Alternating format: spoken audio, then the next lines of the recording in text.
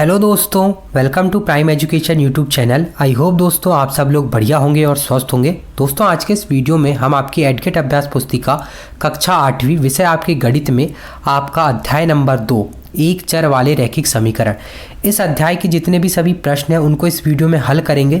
सभी जो प्रश्न हैं उनके जो सटीक हल है वो इस वीडियो में जानेंगे। इस वीडियो में हम ये कोशिश करेंगे कि हर एक जो प्रश्न है उनको हम अच्छी तरीके से समझें। केवल जो है उनको उतारना हमारी बुक में, हम उस चीज़ पे जो है फोकस नहीं करेंगे। हमारा फोकस ये रहेगा कि हर एक जो प्रश्न है उसको अच्छी तरीके से हम इस वीडियो के माध्यम से समझें। तो चलिए बिना किसी देरी के अध्याय नंबर आपका 2 एक चर वाले रैखिक समीकरण, इस अध्याय की हम जो है शुरुआत करते हैं। आपको दिया गया है अध्याय नंबर 2 एक चर वाले रैखिक समीकरण। आपको जो है एक चर वाले जो रैखिक समीकरण है उसके बारे में इस अध्याय में बताया गया है, उसके बारे में आपको समझाया गया है। तो चलिए समझते हैं। देखिए सबसे पहले यहाँ आपको अध्याय के बारे में कुछ बातें बताई गई हैं। जैसे यदि मैं आपसे कहूँ कि मेरे दिमाग में एक संख्या है और आप बताओ कि वह संख्या कौन सी है, तो आप शायद सोच में पड़ जाएंगे। चलिए पता करते हैं कि वह कौन सी संख्या है। मान लो वह संख्या x है, उसे संख्या में जो है 6 गुना में 4 जोड़ने पर 64 प्राप्त होता है। जैसे हमने मान ली कि कोई एक संख्या है x है, तो संख्या का 6 गुना क्या हो जाएगा, 6x हो जाएगा। उसमें 4 जोड़ने का अर्थ यानी 6x + 4 हो जाएगा। यहाँ जो है 4 है, इसमें एरो के निशान की जगह 4 है। फिर बोल रहा है कि जो कि 64 के बराबर है, अर्थात 6x + 4 का मान किसके बराबर है, 64 के बराबर है। तो इस तरीके से आपका देखिए कि यहाँ जो है एक संख्या से आप किस तरीके से रैखिक समीकरण का जो है निर्माण कर सकते हैं। अब इसके बाद इसे हल भी कर लेते हैं। चलिए देखिए आपको यहाँ बताया गया है। तो देखिए इस प्रकार से 6x + 4 = 64 प्राप्त हुआ वह समीकरण है जिसमें x एक चर है और समता बराबर का चिन्ह या समता का चिन्ह समीकरण के दो पक्षों को बांटता है, लेफ्ट हैंड साइड और राइट हैंड साइड, यानी दायां पक्ष और आपका बायां पक्ष। इसके बाद देखिए दाएं पक्ष के व्यंजक का मान बाएं पक्ष के बराबर होता है। हमेशा जो लेफ्ट हैंड साइड और राइट हैंड साइड आपस में जो है दोनों कैसे होते हैं, बराबर होते हैं।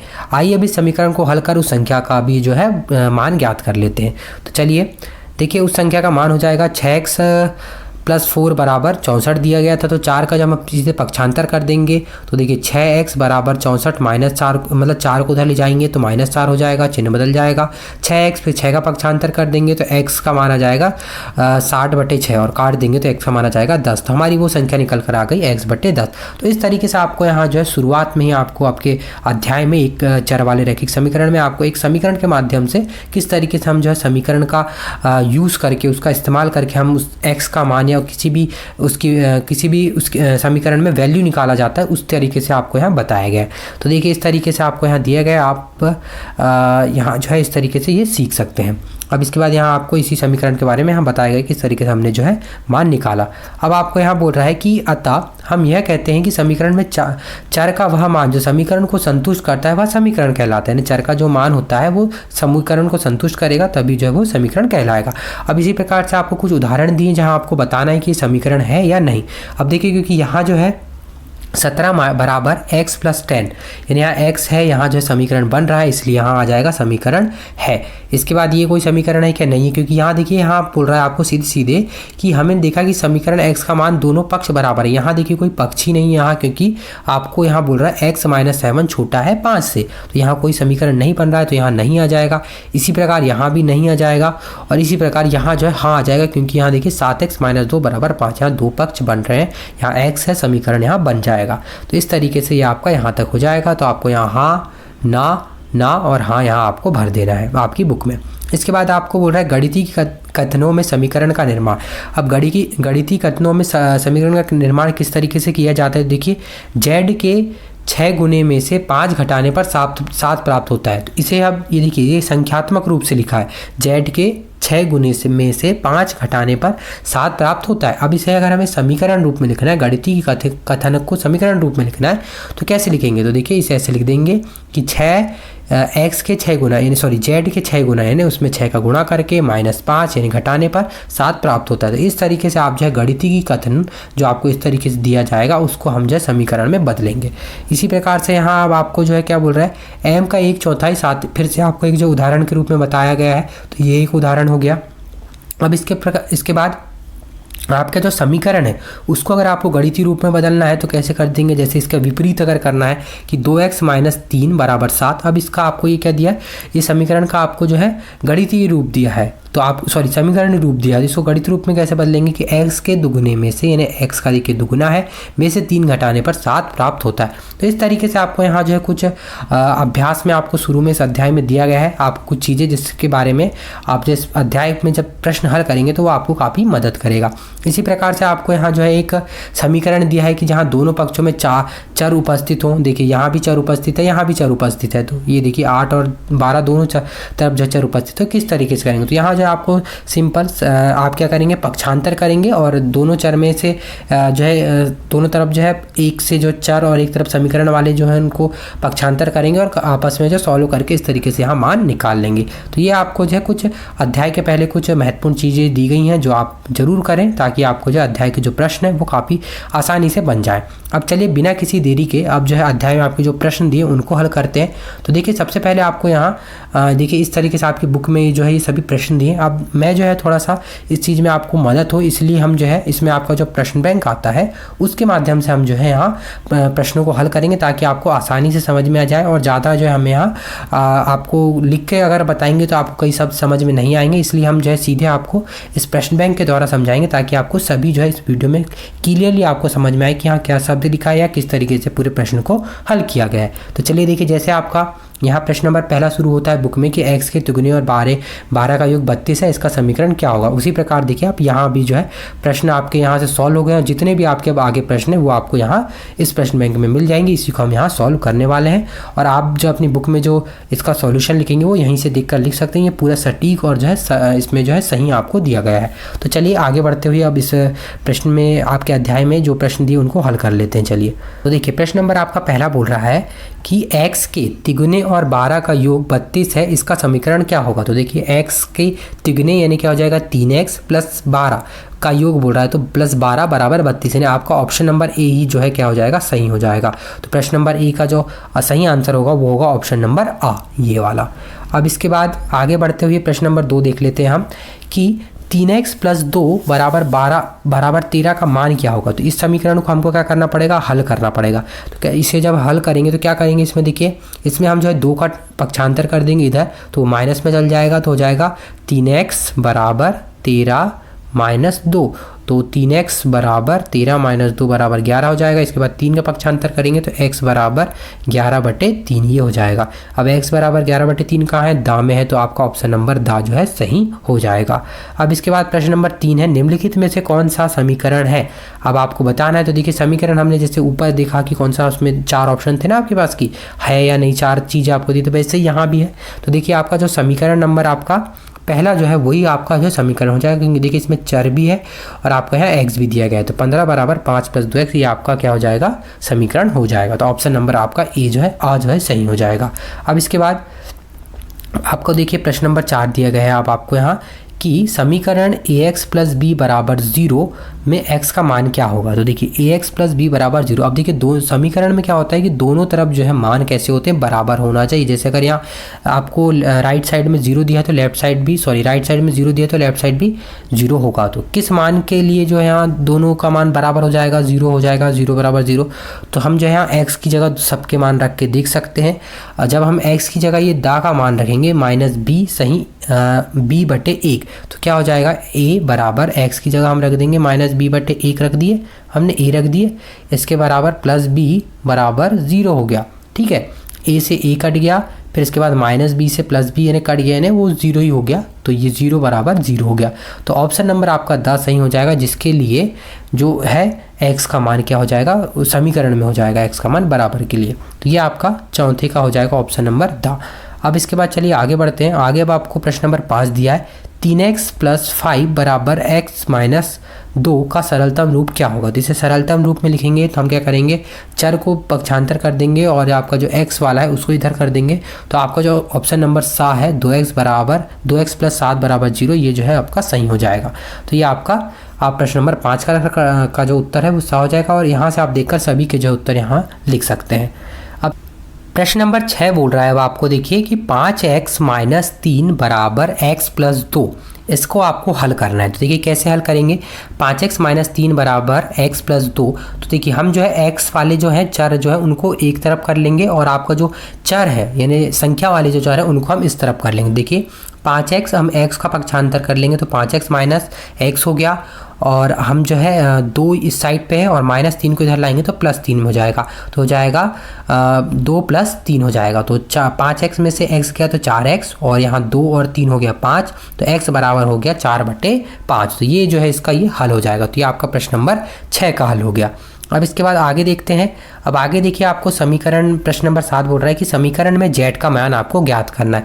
ये आपको समीकरण दिया गया है, उसमें आपको z का मान ज्ञात करना है। तो चलिए इस समीकरण को हल कर लेते हैं। 4z - 2 = 6 + 2z, इसमें भी हम ऐसे ही पक्षांतर कर लेंगे। तो 4z - 2z, ये वाले 2z को हम इस तरफ ला लेंगे तो माइनस में आ जाएगा, तो 4z - 2z हो गया, प्लस यहाँ 6 है और ये जो -2 है उसको आप इधर ले जाएंगे तो प्लस में हो जाएगा, तो 6 + 2 हो गया 8, तो 2z बराबर 8 हो गया। z के बराबर 8/2 यानी z बराबर 4 हो गया। तो ये आपका जो है z का मान निकल कर आएगा। तो ये प्रश्न नंबर आपका ये जो है 7 का यहाँ ये हल हो जाएगा इस तरीके से। अब इसके बाद चलिए आगे बढ़ते हैं। अब आगे देखिए, अब आपको प्रश्न नंबर 8 दिया है। यहाँ आपको यहाँ दिया है हल कीजिए आपको z/2 - 1/5 बराबर z/3 + 1/4। इसको आपको हल करना है। तो कैसे हल करेंगे? तो देखिए सबसे पहले हम क्या करेंगे, वही z वाली जो चर है उनको एक तरफ और जो संख्या वाले चर है उनको एक तरफ कर देंगे। तो चलिए करते हैं। z - 2 हम इधर से z को ला लेते हैं तो माइनस में जाएगा, z - 3 और 1/4 और 1/5 है उसको उधर ले जाएंगे तो ये प्लस में आ गया। इस तरीके से हमने सबसे पहले हमने ये कर लिए, एक एक साइड हमने लिख लिए। अब इसके बाद क्या करेंगे, अब यहाँ जो है दोनों साइड जो बराबर है उनको आपस में तिर्यक गुणा कर देंगे। तो देखिए यहाँ जो है आपका क्या है, 2 और 3 का जो है हम लघुत्तम ले लेंगे। लघुत्तम ले लेंगे तो क्या आ जाएगा, 6 लघुत्तम आ जाएगा। 6 के बाद जो है हम इससे भाग देंगे तो 3 बार जाएगा, और उसमें z का गुणा कर देंगे तो हो गया 3z। इसमें 3 का भाग देंगे तो 2 बार जाएगा, और उसमें 2 का गुणा कर देंगे ऊपर अंश में तो 2 हो जाएगा। तो 3z - 2z/6 ये आ गया। इसी प्रकार से यहाँ जो है हम कर लेंगे तो यहाँ जो है आ जाएगा 20 आपका लघुत्तम समापवर्तक आ जाएगा, कॉमन जब यहाँ से निकाल लेंगे। इसी प्रकार सॉल्व करेंगे तो 5 + 4 आ जाएगा। इसके बाद हम जैसे और हल कर लेंगे तो 6, ये 3z - 2z बचा z/6, और ये 5 और 4 हो गया 9, और ये हो गया 20। अब इसके बाद z बराबर हम 6 का पक्षांतर कर देंगे, 6 को उधर ले जा देंगे तो वो चल जाएगा गुणा में, तो 9/20 × 6। इसके बाद हम जो है आपका देखिए इसके बाद हम सीधे से सॉल्व कर लेंगे तो आपका देखिए यहाँ z का मान निकल के आ जाएगा। इसे काट लेंगे आप, इसे 2 से काट लीजिए आप, सॉरी इसे 3 से काट लीजिए और इसे 2 से, तो यहाँ आ जाएगा आप इसे गुणा करेंगे तो 9 × 3/10 तो आ जाएगा 27/10। ये आपका z का मान इस तरीके से निकल कर आ जाएगा। तो इस तरीके से जो है पूरा प्रश्न नंबर 8 का यहाँ हल हो जाएगा।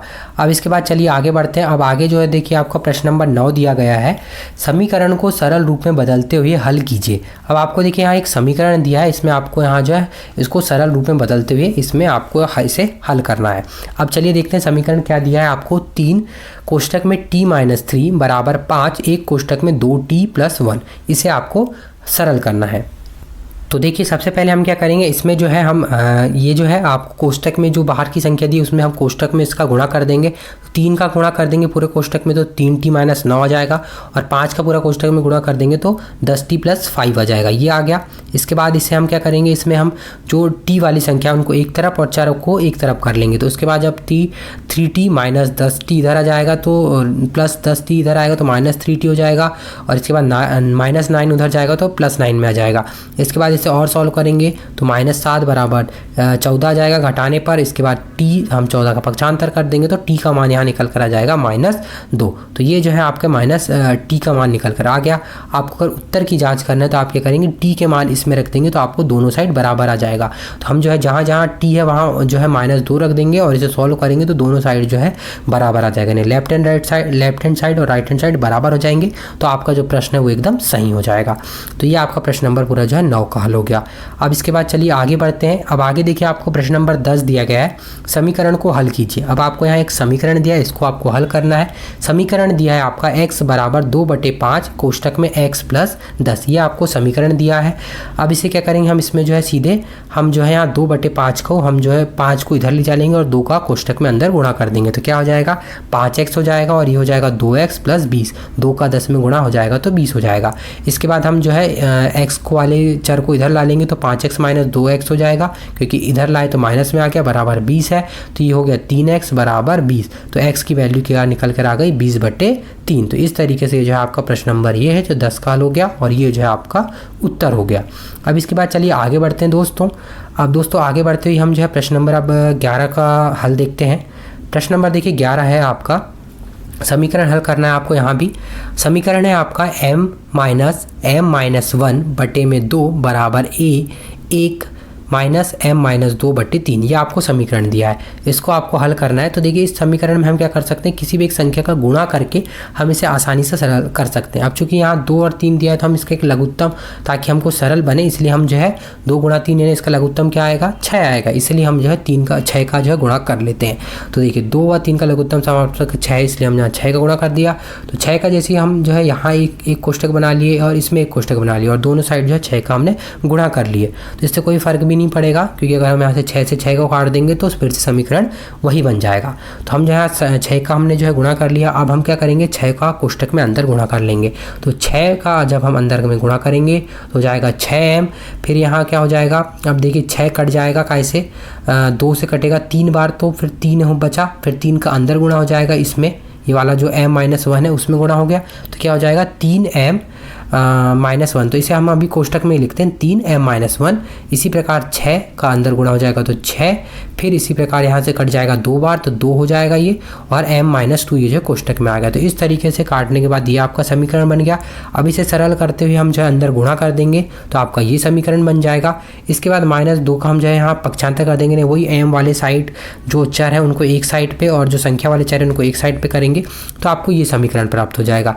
इसके बाद हम जो है यहाँ थोड़ा इसे सॉल्व करेंगे तो आपका जो है m का मान निकल कर आ जाएगा 7/5। जैसा हमने ऊपर वाले सवालों में किया उसी तरीके से आपको यहाँ सॉल्व करना है, आपको यहाँ बस जोड़ना घटाना है। तो आपका यहाँ जो m मान निकल कर आ जाएगा बराबर 7/5। तो इस तरीके से प्रश्न नंबर आपका ये 11 का हल हो जाएगा, जिसका उत्तर हो जाएगा 7/5। अब इसके बाद चलिए आगे बढ़ते हैं। अब आगे आपको देखिए प्रश्न नंबर आपका देखिए 12 दिया गया है। 5x + 7/2 बराबर 3x - 14 में x का मान ज्ञात कीजिए। तो देखिए हल में आपको यहाँ क्या करना है, आपको 5x - 3x बराबर आपको क्या करना है, सबसे पहले उसी तरीके से जो x वाले चर है उनको एक साइड ले जा लेना। तो इसे जब ले जाएंगे हम 3x को तो माइनस में चल जाएगा, माइनस हो जाएगा ये 5x - 3x, और -14 इधर दिया है और 7/14 को जब इधर लाएंगे तो ये माइनस में आ जाएगा। अब इसी को हम जो है आगे सॉल्व कर लेंगे। तो देखिए आगे इसे सॉल्व करेंगे तो ये हो जाएगा 5x में से 3x गया तो 2x, -28 - 7/2 ये हो जाएगा। जब हम यहाँ इसका गुणा करेंगे लघुत्तम समापवर्तक 2 लेके, इसके बाद 2x माइनस बराबर -35/7 हो जाएगा, x बराबर हो जाएगा 2 का इधर गुणा कर देंगे तो x का मान निकल कर आ जाएगा -35/4। तो ये जो है आपका x का मान निकल कर आ गया इस तरीके से। अब इसके बाद आपको यहाँ कुछ और पूछा है कि नहीं, बस आपको x का मान पूछा है तो आपका x का मान हो जाएगा -35/4। तो ये प्रश्न नंबर आपका 12 का हल और ये जो है उत्तर हो जाएगा। अब इसके बाद चलिए आगे बढ़ते हैं। अब आगे आपको देखिए दोस्तों प्रश्न नंबर आपको 13 दिया गया है। प्रश्न नंबर 13 में बोल रहा है आपको 0.25 कोष्टक में दिया है 4f - 3 बराबर 0.05 10f - 0। तो यहाँ देखिए आप दशमलव देख के थोड़ा ऐसे घबरा रहे होंगे, लेकिन घबराने की कोई बात नहीं, आप दशमलव का भी जो है आसानी से गुणा कर सकते हैं। अब इसमें हम सबसे पहले क्या करेंगे, समीकरण का अंदर हम गुणा कर देते हैं।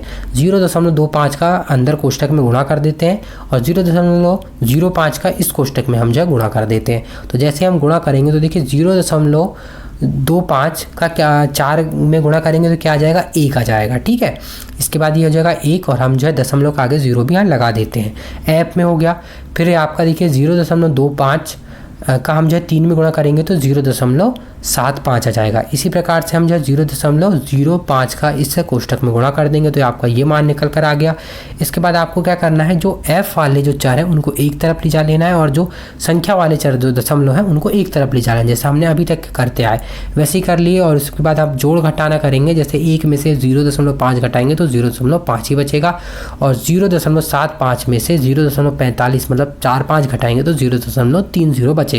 अब इसके बाद ऐप को आप एक साइड करके 0.50 का पक्षांतर कर देंगे और इसे सॉल्व करेंगे तो आपका जाएगा 3/5 यानी 0.6। तो ऐप का मान निकल कर आ गया 0.6। तो इस तरीके से आप जो है प्रश्न नंबर 13 को पूरा हल कर लेंगे तो आपका आंसर निकल कर आएगा ऐप बराबर 0.6। अब इसके बाद चलिए आगे बढ़ते हैं। अब आगे देखिए आपको प्रश्न नंबर 14 दिया है।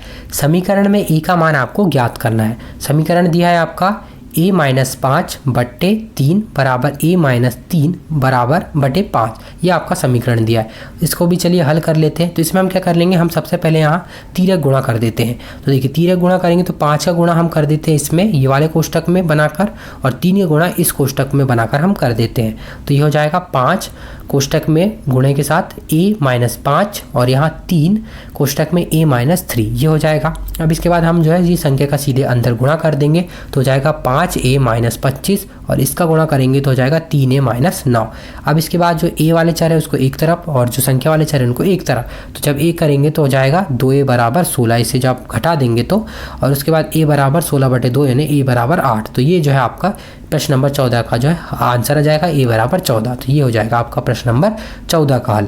अब इसके बाद चलिए आगे बढ़ते हैं। अब आगे देखिए आपको प्रश्न नंबर 15 दिया है। अब दोस्तों देखिए प्रश्न नंबर 15 करने के पहले मैं आपको एक बहुत महत्वपूर्ण चीज़ बता दूं कि देखिए हम जो है यहाँ तक हमने जो है प्रश्न नंबर आपके 14 में अध्याय नंबर 2 आपका एक चर वाले रैखिक समीकरण, इसके जो प्रश्न नंबर 14 तक यहाँ तक सभी क्वेश्चनों को समझ लिया। उम्मीद करते हैं कि आपको प्रश्न नंबर 14 तक जो सभी क्वेश्चन है वो समझ में आ गए होंगे।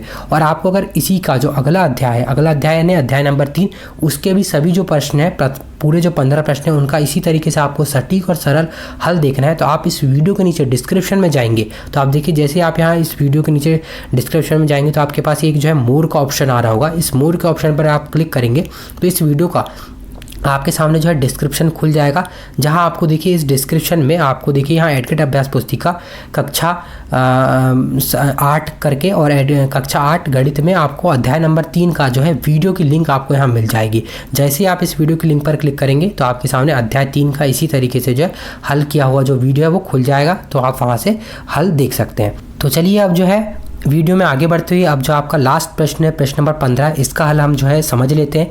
तो देखिए यहाँ आपको बोल रहा है प्रश्न नंबर 15 में समीकरण में m का मान आपको ज्ञात करना है। आपका देखिए समीकरण दिया है 8m + 4 बराबर 3 कोष्टक के अंदर m-1 + 7। ये आपका जो है समीकरण दिया गया है, इसको आपको हल करना है। तो देखिए कैसे हल करेंगे, इसमें हम क्या करेंगे, सबसे पहले तो देखिए 8m + 4 इससे हमने लिख दिए 3m-1। अब 3 का जो हम पहले कोष्टक में गुणा कर देते हैं तो 8m + 4 बराबर 3m हो जाएगा, और फिर 3 में जब -1 का गुणा करेंगे तो -3 + 7 हो जाएगा। इसके बाद इसे सॉल्व करेंगे तो हो जाएगा 8m + 4 बराबर 3m + 4 ये हो जाएगा, क्योंकि यहाँ से घट जाएगा। अब इसके बाद हम क्या करेंगे, 3m का जो है बाएं पक्ष में और 4m का दाएं पक्ष में पक्षांतर कर देंगे। जैसे हम जो है वैसे ही जैसे कि हम m वालों को एक तरफ और चर वालों को एक तरफ कर देंगे वैसे ही कर दिए। 8m - 3m को इधर लाएंगे तो माइनस में आ जाएगा ये, ठीक है। इसके बाद 4 और 4 को इधर ले जाएंगे तो वो माइनस में चल जाएगा, तो हो जाएगा 5m बराबर 0, ठीक है। 5m बराबर 0 हो गया। अब दोनों पक्षों में 5 का क्योंकि भाग दे देंगे हम, 5 को इधर ले जाएंगे और 0 के बटे में 5 मतलब 0 ही हो जाएगा, तो m का मान निकल कर आ जाएगा आपका 0। तो इस तरीके से जो है यहाँ इस समीकरण में जो m का मान निकल कर आ गया वो 0, तो आपका 15 जो प्रश्न है उसका हल ये हो जाएगा और आंसर हो जाएगा 0। तो इस तरीके से देखिए इस अध्याय के आपके जो सभी जो प्रश्न हैं उनके जो है यहाँ हल समाप्त हुए। उम्मीद करते हैं दोस्तों आपको इस वीडियो के माध्यम से सभी जो प्रश्न है उनके जो है हल आपको समझ में आ गए होंगे। अगर आपको ये वीडियो पसंद आया तो वीडियो को लाइक कर दें व साथ में चैनल को सब्सक्राइब भी जरूर कर दें। और अगर दोस्तों आपको इसी के जो है अगले जो अध्याय होंगे, अगले अध्याय जैसे 4-5 अध्याय या इसके पहले के जो अध्याय हुआ अध्याय नंबर 1, उनमें से आपको किसी का भी अगर इसी तरीके से सरल अगर हल देखना है, संपूर्ण हल देखना है सरल रूप से, तो आप क्या करेंगे, जैसे हम इस वीडियो के नीचे डिस्क्रिप्शन में गए थे इसके आगे वाले अध्याय के लिए अध्याय नंबर 3 को देखने के लिए, उसी अध्याय वाले लिंक के जो वीडियो है उसके नीचे आपको एडकेट अभ्यास पुस्तिका कक्षा 8 गणित करके एक प्लेलिस्ट की जो है वीडियो वाली प्लेलिस्ट की लिंक मिल जाएगी। जहां आप उस प्लेलिस्ट की लिंक पर क्लिक करेंगे तो आपके सामने सभी जो पूरे गणित के जितने भी आपके अध्याय हैं पूरे, उनका जो है संपूर्ण हल इसी तरीके से आपके सामने खुल जाएगा। सभी जो है वीडियो वहाँ खुल जाएंगे, जहाँ आपको जो भी वीडियो देखना है, जिस भी अध्याय का वीडियो देखना है आप वहाँ से आसानी से देख सकते हैं। और अगर आपको बाकी जो आपके विषय हुए, आपको जैसे हिंदी हो गया, आपका अंग्रेजी हुआ, आपका विज्ञान हुआ, उनका भी अगर आपको इसी तरीके से किसी भी लेसन या किसी भी पार्ट का अगर हल देखना है तो उनकी भी प्लेलिस्ट की जो लिंक है वो मैं नीचे आपको दे दूंगा, जहां आप उन पर क्लिक करके आप विषय अनुसार आपको वहाँ मिल जाएंगे लिंक, जहां आप उन पर क्लिक करेंगे तो आपके सामने संपूर्ण हल वहाँ खुल जाएगा, जहां आप जो भी आपको देखना है वहाँ से देख सकते हैं। तो उम्मीद करते हैं आपको वीडियो पसंद आया होगा दोस्तों। अगर वीडियो पसंद आया तो वीडियो को लाइक कर दें, साथ में चैनल को सब्सक्राइब भी जरूर कर दें। तो मिलते हैं आपको इसके अगले वीडियो पे।